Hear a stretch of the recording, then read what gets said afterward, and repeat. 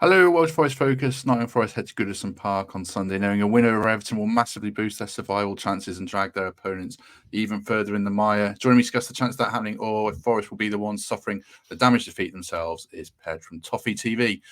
Good of you to join us. How are you doing, mate? Yeah, not too bad. Not too bad, I suppose, considering everything.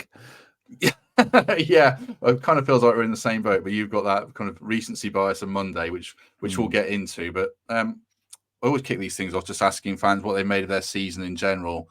Yours feels like it's been a real whirlwind more than most, with the points deductions, new stadium on the horizon, potential change of ownership, which looks like a bit of a saga in itself, and obviously the results on the pitch. I mean, how do you sum it all up if you can? Horrendous, worst season ever in the history of mankind. It's been horrendous, honestly. It's just been absolutely horrendous. You can't go one day to the next without there being some kind of story that is unfootball related, and then when you get to the football is dreadful, and it's not a great collection of players, and yeah, all in all, has been horrific to have been part of and witnessed. I suppose Monday was the latest chapter. Forest fans went into that game. A lot of us thought you may have Chelsea are flaky. You might have a chance. You don't know what's going to happen on the night. None of us saw that 6-0 coming. I guess you guys didn't as well. I mean, what was your read on it? Because at 0-0, you looked like you were in the game, and then it just all fell apart. Was that always on the horizon, or were you completely shocked by it? No, I was completely shocked by it, to be honest, because one thing we have been is reasonably tight. I just thought it was terrible management and terrible execution of whatever game plan there was. Normally, we're a lot tighter than that when we play away. We try and keep it tight for the first 20 minutes, almost set ourselves into a game. And we came out almost like this, all guns blazing, and tried to make it a bit of a basketball game. Well, you don't make it a basketball game when you can't score goals and the opposition can score goals. You know, what you do is you make it tight, you make it edgy, you try and hope you can coax the opposition into making mistakes that are going to help you. And we didn't do anything. And that's very unlike us, to be honest. If Sean Dyche's football is not everyone's cup of tea, but it can be restrictive at least. We went to Forest recently and we went 1-0 down in the first half, and we sort of just shut up shop for a little bit. And then the last half an hour of the game, whilst we were still in it, we started to get into it slowly. We ended up getting a point out of it, and I think that's what we've done quite well this season. We've known our own limitations. So Monday was a massive shock, to be honest. It was just one of those nights where, sometimes it happens in football where everything bad just happens at the same time, and you just hope that you've got rid of it all in one go and you learn the lessons from it, and you say, don't let that happen again, because no one wants to feel that way. I guess on the outside, Dyche looks like he's been dealt a pretty tough hand with all Everton's problems off the pitch. But, it's still a results business at the end of the day. Is patience starting to wear thin with him now or not? Yeah, he's not a manager for the long term. He never has been a manager. I see him as a manager who lives out of a suitcase, if I'm honest. I've never really taken to him as an Everton manager. I don't feel like there's any roots there at all. I don't know. I suppose it's like, you've just had a manager where I think a lot of your fans believed in, Steve Cooper, and now you've got another manager where, do you really believe he's there for the long term? Do you really believe he's there to do anything else but sort of try and keep it in the Premier League? I have just have that feeling with Sean Dyche. He's not someone I want as an Everton manager. He doesn't represent me as an Everton fan in terms of his football or the way he does things. So I really hope he's gone at the end of the season, and we sort of, he does his job and we wish him well. He's been dealt a bad hand because the squad is awful, and the points deductions come in, and without the points deduction points wise, we'd be safe now. But that's not the reality we live in, and you have to react to the reality you live in, and we haven't reacted to it. Second half of the season, one win in 2024. It's been absolutely appalling, and Monday night really put the cap on it. Yeah, I mean, I guess Dyche and his staff have got more links with our club than yours in a way, with their own playing careers. I think they all live in this neck of the woods as well. I think Dyche does, certainly. So, yeah, I hear what you're saying there. I mean, what kind of response are you expecting after the Chelsea game? Because we went to Fulham and got hammered 5-0. And the next game we rocked up and put in a battling, if not very good, performance to get a point against Wolves. Is that kind of what you're hoping for, or do you see this as is it must win with the fixtures on the horizon for you? Well, it's a must win regardless of any fixtures. I mean, the fixtures are quite kind to us, really. If Everton can't stay up with the fixtures you've got, then they don't belong in the Premier League, points deduction or not. It's a weird one because when we played Burnley home, we obviously won 1-0, but they were down to 10 men for half an hour or whatever it was, and we just sat in. We never played any kind of attacking football. We just tried to play on the counter attack, and yet we've gone to Chelsea and tried to go toe to toe for them.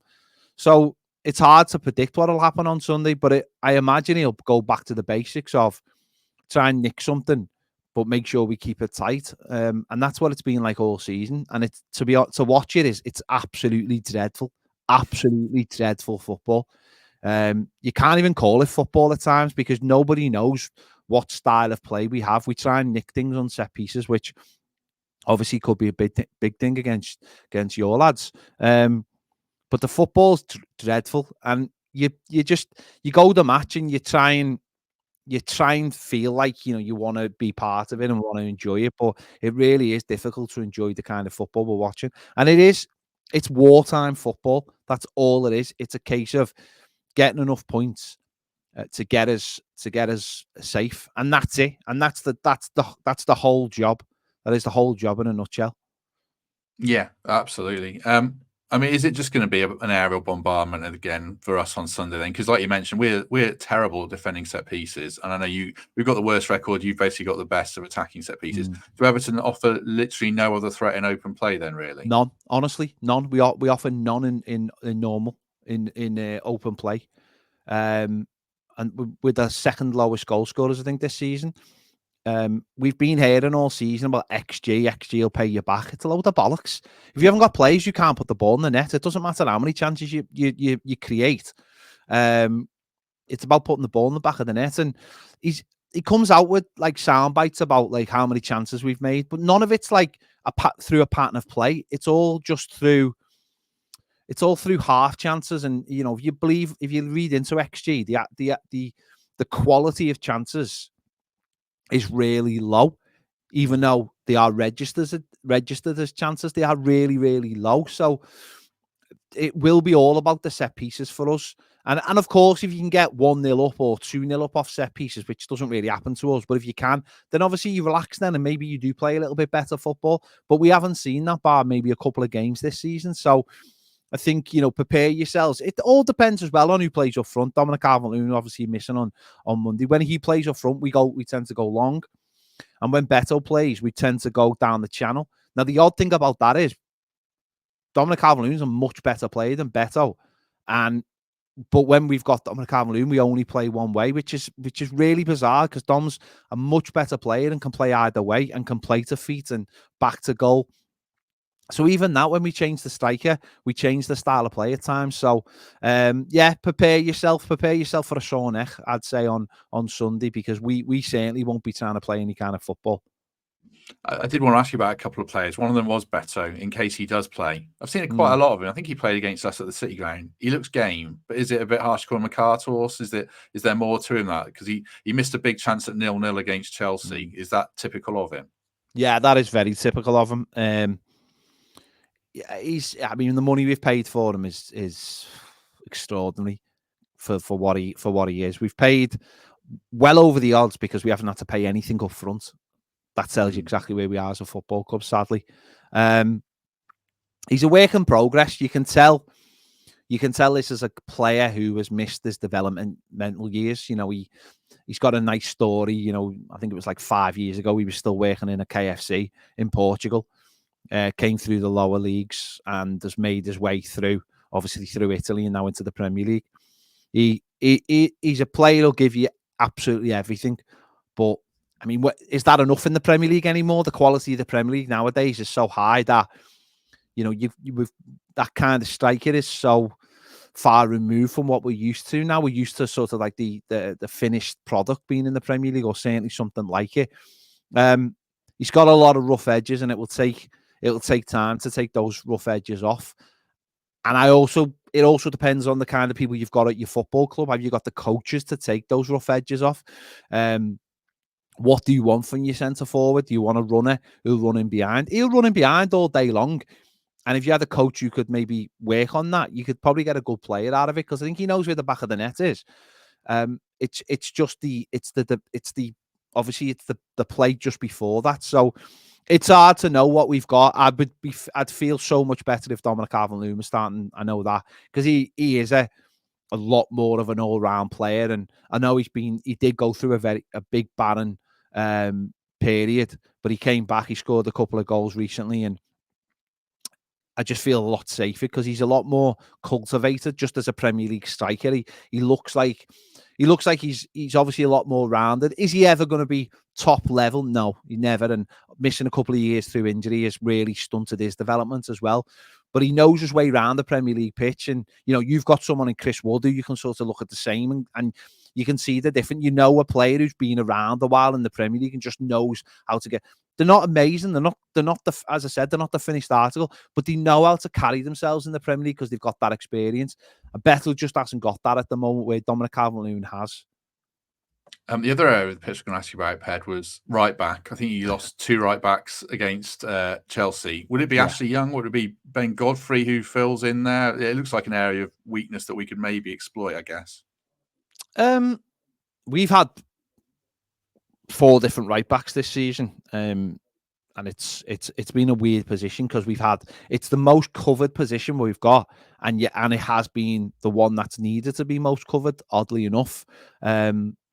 You look at like the left back position, barely changed all season. The centre backs have barely changed all season, but that right back position has changed many times. So it probably will be Ben Godfrey, because he is so athletic. He's not going to cause you any danger in your half of the pitch, but he's so athletic that he can make mistakes and get away with it. He's not particularly very good in the air, which is if you can almost get the ball to the back post and get one-on-one with him, that's where you can get joy from him. Beating him in a foot race, no, not going to beat him in a foot race. Not many players are going to beat him in a foot race. But he's not a traditional right back. He's more of an athlete than he is at times a true footballer. So he'll probably start at right back, I imagine. And Dyche did, give him a little bit of a run at right back because of those attributes, because of the pace, because of his ability to get us out of trouble, and also cover the back line when we need that bit of pace as well. So I imagine he'll start the game. And I guess you're desperate for Branthwaite to be fair as well. He looks like a superstar in the making, I guess.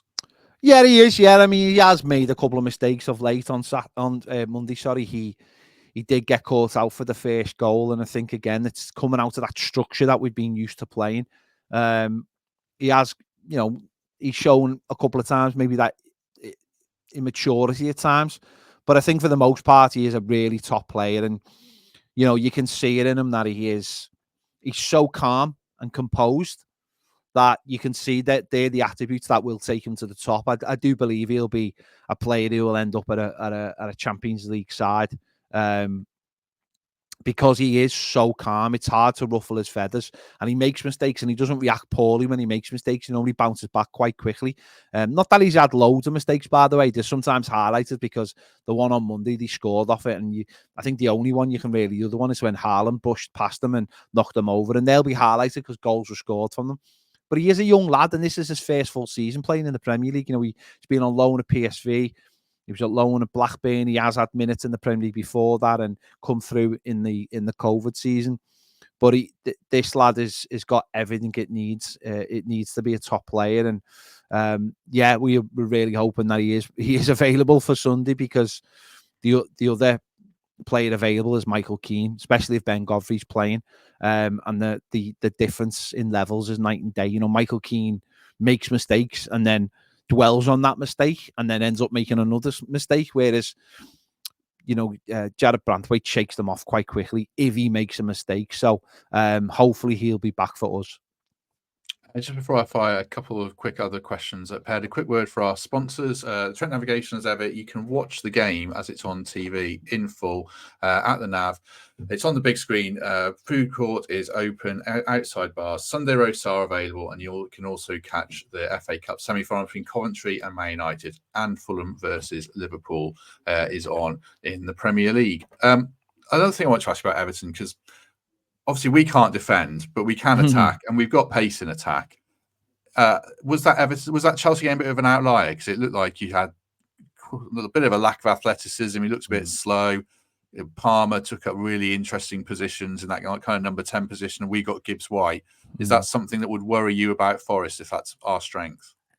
Not based on Monday, no, in terms of doing that again. That's not something we genuinely get caught out with, if I'm honest.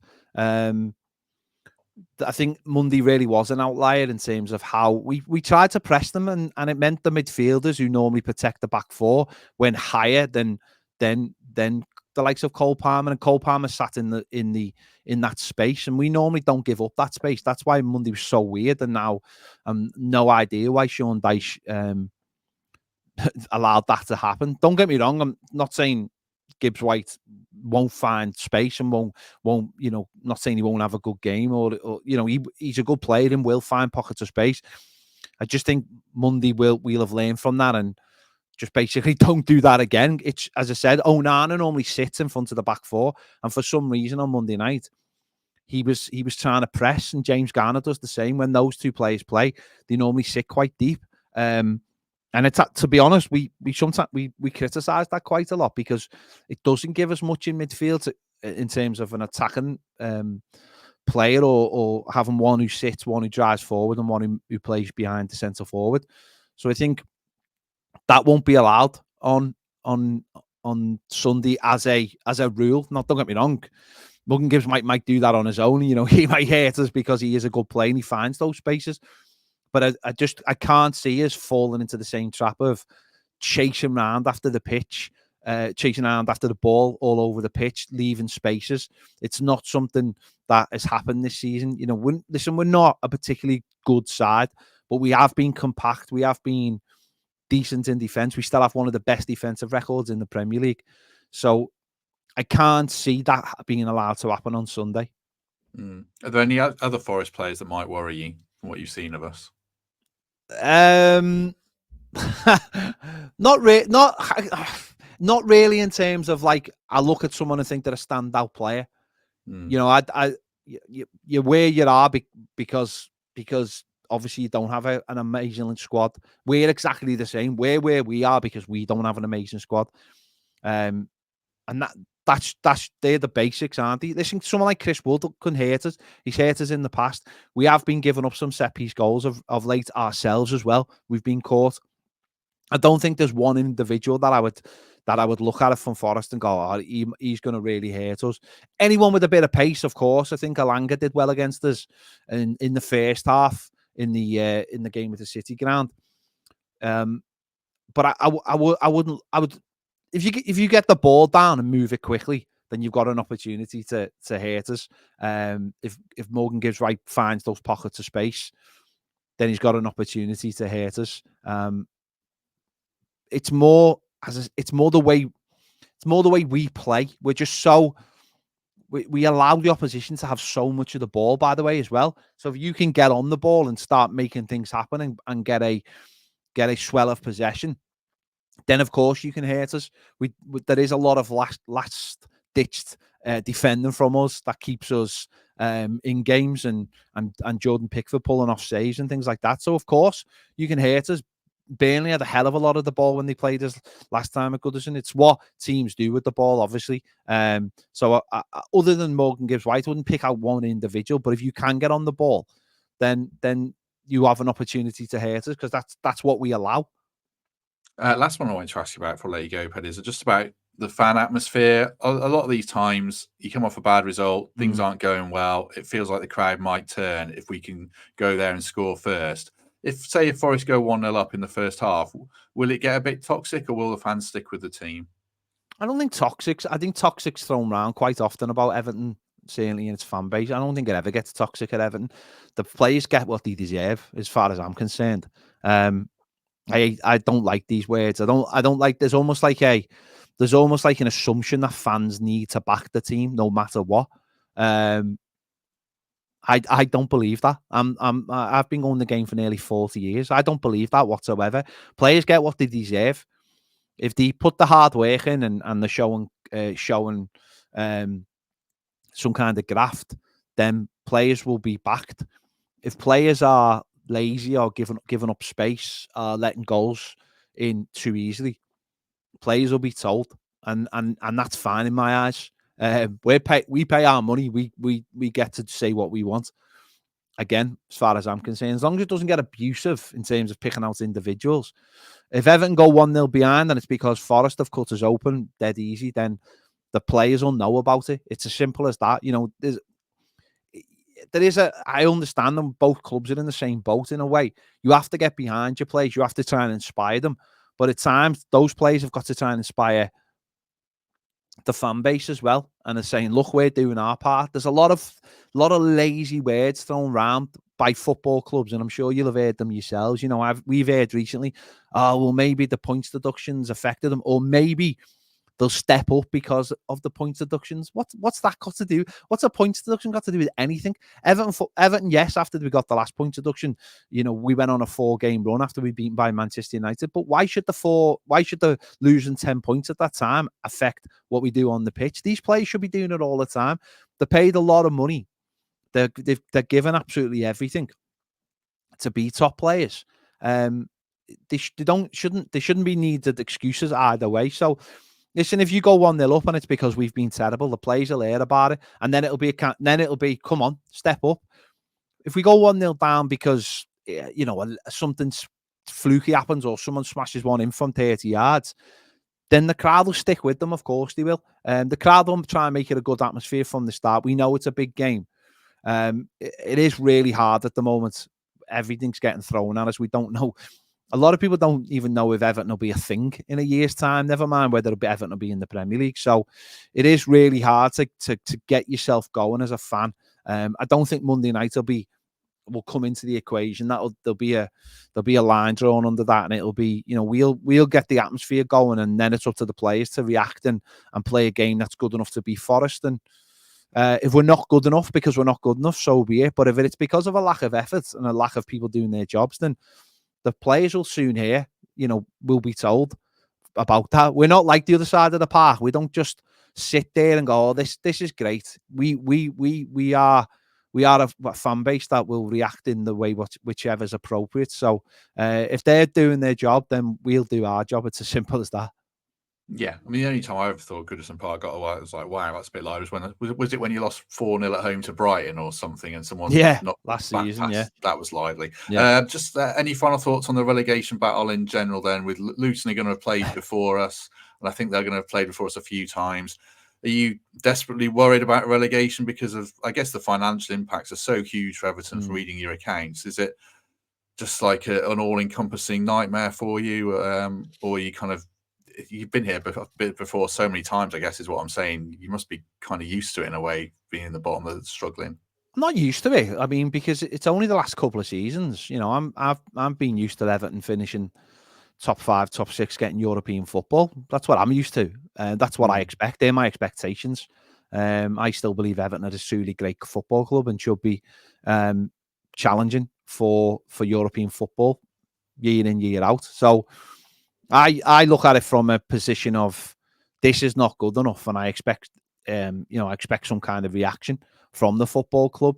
And you know, I won't get. I'm not used to this situation, and I'll never get used to this situation. So for me, it's a case of the games are there to be won. There's teams to beat. We've got yourselves. We've got Brentford. We've got Sheffield United. We've got Luton. If Everton can't get out of the trouble we're in by beating those teams, then Everton don't belong in the Premier League. It's as simple as that. And maybe we don't. Maybe we don't belong in the Premier League. Maybe the Premier League's moved on. I don't know. But something at this club's got to give soon, whether it's on the pitch or off the pitch.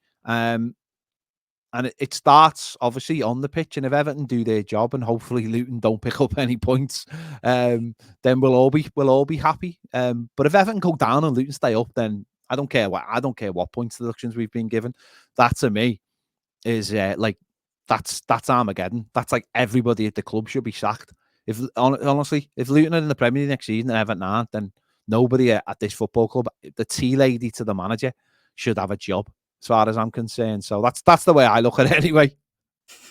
Yeah, if we go down at the expense of Luton, it'd be pretty embarrassing. It's been an embarrassing season for the most part. I would say for us, we shouldn't be where we are, and the points deductions hurt us. Right. I really appreciate your time, Ped. As ever, if everyone's enjoyed this, do us a favor, hit like, hit subscribe, become a channel member if you can, and give us a good review on iTunes. Ped, good luck for not good luck for the game. Good luck for the rest of the season, but appreciate you joining us. Cheers. Thank you. Cheers. Thanks a lot. Cheers, mate. We shall catch you soon, everyone. Bye.